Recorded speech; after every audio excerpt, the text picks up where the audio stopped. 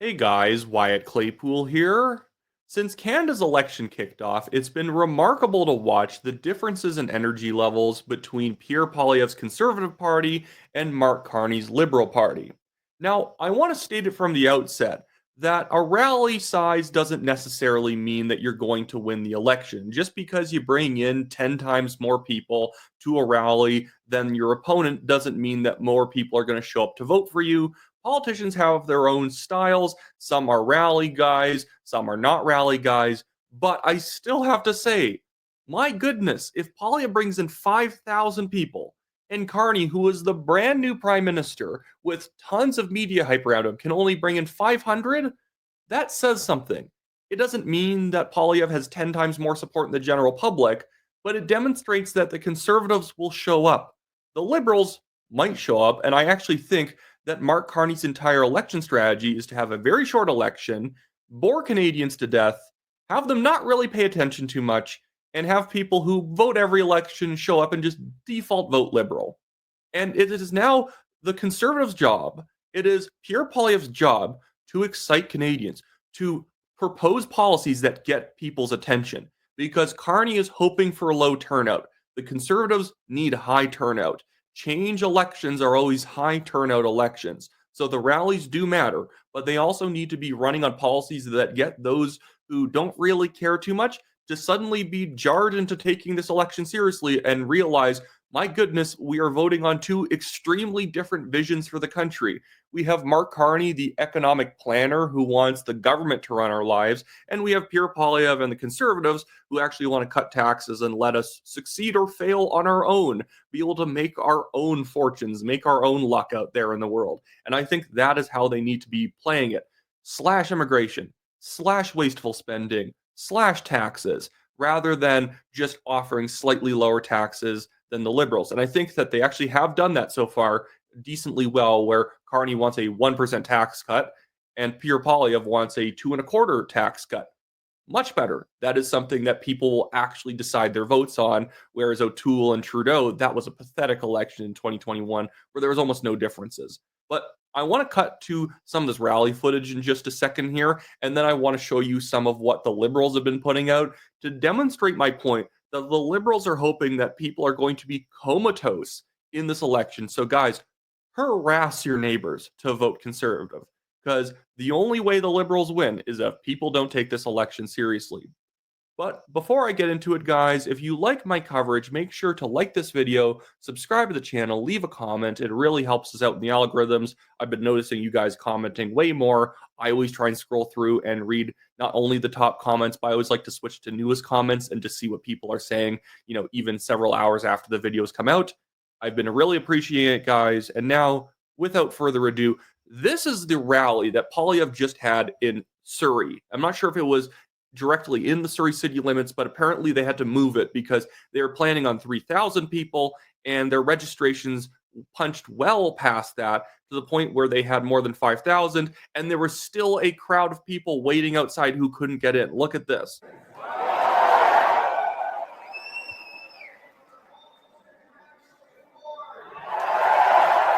Let me state the fact that this is such a big rally, the person filming can't even hear Poilievre because he is too far away from them. That is hilarious. This is kind of a difference in scale and tone to Mark Carney's campaign, which cannot attract flies. Again, even when Carney brings in like 500 people to a rally, when you actually break it down, it's like, maybe 100 of them are staffers and media and security. And past that point, you just get some like default liberals who think that they're thumbing their nose at Donald Trump by attending a Carney rally. Here's the two rallies put side by side last night. There's no sound, but you could even see the big media guys back here with their cameras and whatnot. There's not really much energy. I know the sound's off, but do you think there was a lot of energy in that room? It's not terrible. This looks like somebody running for maybe mayor of Lethbridge or mayor of, Kingston. This doesn't look like somebody who's running from prime minister against Poilievre. Again, Carney can still easily win. If people show up and the ballot question in their mind is that, am I a proud Canadian standing up to Donald Trump? they may vote Liberal because it's the anti-Trump option. And that would be a very sad day in Canada, that we have people so unserious about the actual structural integrity of this country that they vote because maybe the orange man won't like how they voted, even though Trump has been basically endorsing Carney. Does he like Carney? Probably not. He's been endorsing them, though, because the man has the spine of Gumby. He's weak, he's malleable, and he thinks he can easily outnegotiate him, because that is Trump's responsibility as the president of the United States. He is trying to get the best deal for the American people that he can, and in theory, he gets a worse deal if Pierre Poilievre and the Conservatives get in, and they are going to cut their own taxes and regulations and make it so that there's tougher competition for the US to take Canadian jobs and vice versa. That Canada could actually start sucking jobs from the US into Canada from, better tax policies if Poilievre gets in. And so that's what I want. I want there to be robust competition between the US and Canada. But Trump wants Carney because there isn't going to be robust competition because Carney sucks. I'm going to make another video later on basically Trump saying, oh, I had a very productive phone call with Mark Carney. Great guy. Love him. I can't do a Trump impression. I'm sorry. But it is telling. And I just want to jump over to some footage that even let's go to Poilievre's people. This is Poilievre walking out of his own rally after the rally because there were still people who couldn't see him. Thank you. Keep the faith. Thank you. Right on, Mark.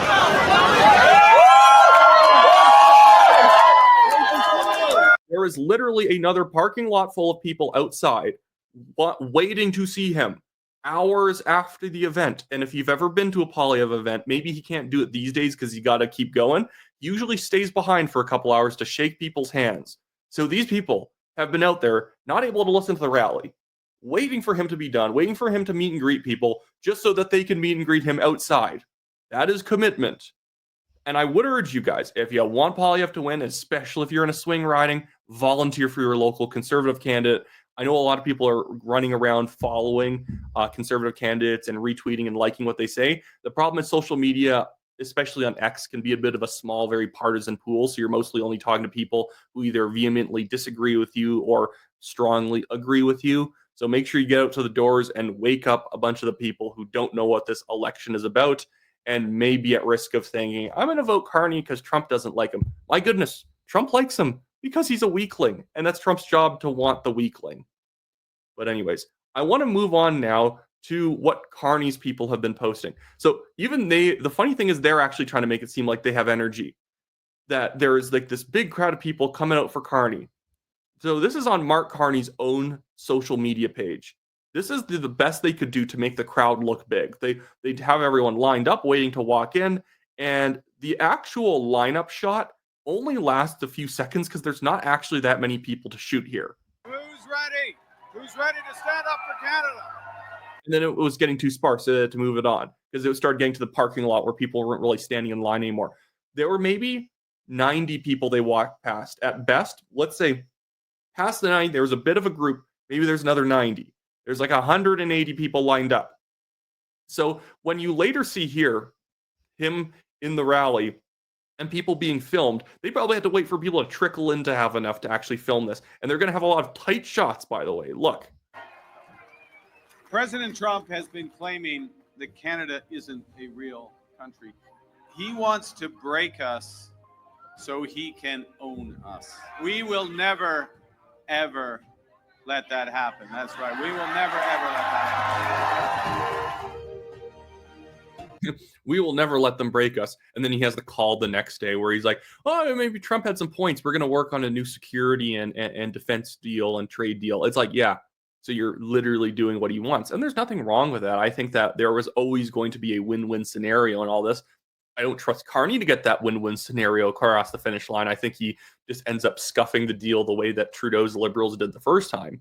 But, what can you do? And again, when I'm talking about energy, this is the kind of low energy stuff the Liberals have been posting on their own social media. And again, social media isn't everything, but they maybe post once a day because there's no content. What is Carney running on? This is a question to ask your friends who are voting Liberal. Friends don't let friends vote Liberal, at least in 2025. Maybe in the 90s it made sense. What are they running on? I don't know. Like maybe I'll bring up their polls in a bit, not polls, their platform in another video, but I actually reject the idea that I should ever have to look at your platform to know what you're running on. With Poilievre, I can name tons of things he's running on. Maybe some of it's a little bit vague, it's generalities. But the thing is, obviously, the policy needs to be detailed out when you're actually passing it. You can't really slap down a 50-page policy on how you're going to fix the crime issue. It's more so like, mandatory minimums, more money for police, cut DEI spending in police, get rid of like low sentencing laws for certain groups or whatever. Oh, you're indigenous, so you're not going to get charged for this crime, or you're going to have a lighter sentence. That stuff obviously needs to go. I can't name though. What's the liberals' policy on crime? I don't know. Like tax policy, they're going to lower taxes 1%. Not awful, not terrible. Although it's literally half as much taxes as the conservatives will cut. Conservatives will also cut the industrial carbon tax. Liberals technically got rid of the consumer carbon tax, but they're then just pushing the cost to the industrial side, which means that you all pay the exact same amount of money, but also the rebate goes away, so you don't even get part of your money back anymore. This is the exact sleight of hand that BC NDP Premier David Eby is actually performing. He's going to get rid of his own consumer carbon tax on April 1st, at the same time as independent MLA Jordan Keeley had pointed out to me that they're also raising hydro rates substantially in the near future right afterwards, as well as increasing the industrial carbon tax. So the taxes aren't changing. But again, that's taxes. I don't know what the Liberals' defense policy is. I don't know what their trade policy is. I don't know what their social policy is. Obnoxiously progressive is basically it, but still, they've not detailed a single thing out. Where the conservatives, I could name 3 or 4 things in every category. And it's not just like, oh, you follow the conservatives, Wyatt. Of course you know what they're running on. I know what the NDP is running on. I can tell you all their dumb policies on wanting to basically expand pharmacare and dental care, that they want to crack down on price gouging. They want to basically have some sort of they're running on a lot of worker benefit programs, wanting higher taxes on millionaires and billionaires or whatever Bernie Sanders is running around saying in the US right now, so that they can then transfer the money to affected workers in a trade war. They are the trade war maximalists. They want an actual trade war with the US, regardless of what Trump wants. So I can actually name things about them. They actually want to cut the military budget, by the way, to fund social programs. That's where they're at. And so with the liberals, though, to finally cut to this, it's like President Trump wants to break us so American can own us. We will not let that happen. And then it's a Globe and Mail headline. And the Globe and Mail, my goodness, they've been carrying water for the liberals in this election. My mom has been pointing out to me every time she swipes left on her phone to see what the headlines are, it's gushing headlines about Carney or just positive stuff. And then it's always negative implications about Poilievre, or it's downplaying anything he promises, or it's attacking him for his association with like Danielle Smith or something, who's not wrong about wanting to delay tariffs. That was the dumbest story ever. People are attacking Smith because she suggested to Trump, hey, how about we hold off on tariffs until we get through this election, because naturally you don't have anyone to negotiate with, which is what Trump figured out when he talked to Carney, and Carney basically had to admit he has no power. So, yeah. But it's just like Carney calls Trump tariffs on vehicles a direct attack on Canada and its auto workers. The auto workers themselves, by the way, I'm going to bring this up on screen. The auto worker unions or auto companies are saying, please don't do any retaliatory tariffs. This is very dumb. We don't want this because you put us at risk of actually losing more ground. We actually don't want to get this into a hot war right away. So this is posted by the food professor. He does great work when it comes to economic policy. He says, Canadian automakers advise Carney against immediate retaliation on U.S. vehicle tariffs. Sound advice for us all.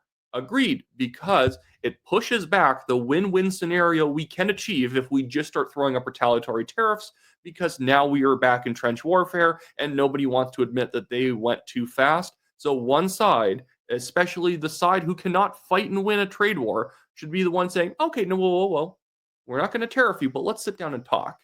And Carney doesn't want to do that. He wants to fight because it's the only way he's going to win any votes. But yeah, and he made this absurd comment the other day where he said that like our relationship with the U.S. is over.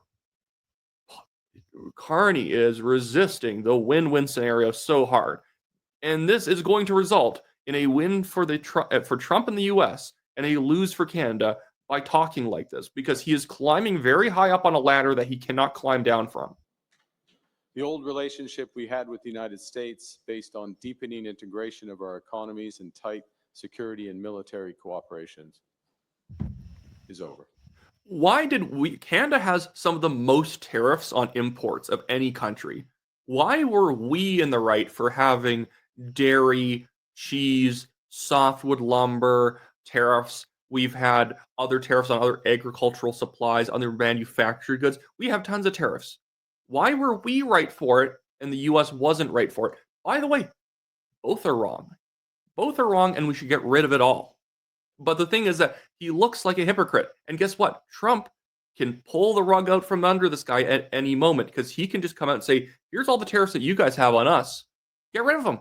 If you want ours gone, you had to get rid of yours. And that's actually probably the right move, is that both countries should have freer markets. What exactly the United States does next is unclear. But what is clear is that we as Canadians have agency. We have power. We are masters in our own home. Nous sommes maîtres chez nous. We can control our destiny. We can give ourselves much more than any foreign government, including the United States, can ever take away. Did you notice that he said the same thing for literally 25 seconds straight? We're in control. We can do stuff. We have agency, which just means that we can control stuff. We can control. Masters are in our own house. You know, we're the kings of the sea. You know, what is this? Like, we keep saying the same thing over and over again because he has nothing. We can deal with this crisis best by building our strength right here at home. That doesn't mean anything. Is he going to cut taxes substantially? No. 1% tax cut for income levels, and I believe it's only a 1% tax cut for like under $50,000 a year. It will take hard work. It will take steady and focused determination from governments, from businesses, from labor, from Canadians. We will need to dramatically reduce our reliance on the United States. We will need to pivot our trade relationships elsewhere. And we will need to do things previously thought impossible at speeds we haven't seen in generations. My goodness, Ben Stein missed the greatest opportunity to be the right age to play Mark Carney on SNL. He just sounds like Ben Stein in Ferris Bueller's Day Off. He just walks out to every podium and just says, elbows up, elbows up. We're masters in our own house. Bueller, and that's it. This guy cannot negotiate with Trump, who has been doing hot-blooded real estate deals in New York City since he was like in his early 30s. And this guy is going to negotiate with him, a man who messed up like the UK's finances for like 2 decades. But anyways, who am I to judge? So that should be it for me today, guys, or not today. That should be it for this video. I'm going to be out with something a little bit later today regarding the specific issues with Trump. But that is a different issue for a different video, because I really do want to dig down into the psychology of liberals, that whenever Trump obviously wants to negotiate with Carney because he's weak, they say that that's to help out Poilievre. But if Trump has said anything nice about Poilievre, or even one of his advisors has ever said something nice about Poilievre, that's because he wants Poilievre to win. Literally, it is a conspiracy theory where they believe anything Trump says means he wants Poilievre to win, which is insane. And it just demonstrates that they are coping hard with the fact that they actually don't have a narrative for this entire election. They're not the anti-Trump guys. They're, in fact, the people that Trump wants to negotiate with. So anyways, that's it for me today, guys. Make sure to like the video, subscribe to the channel, leave a comment, do all that great stuff, and I'll see you later.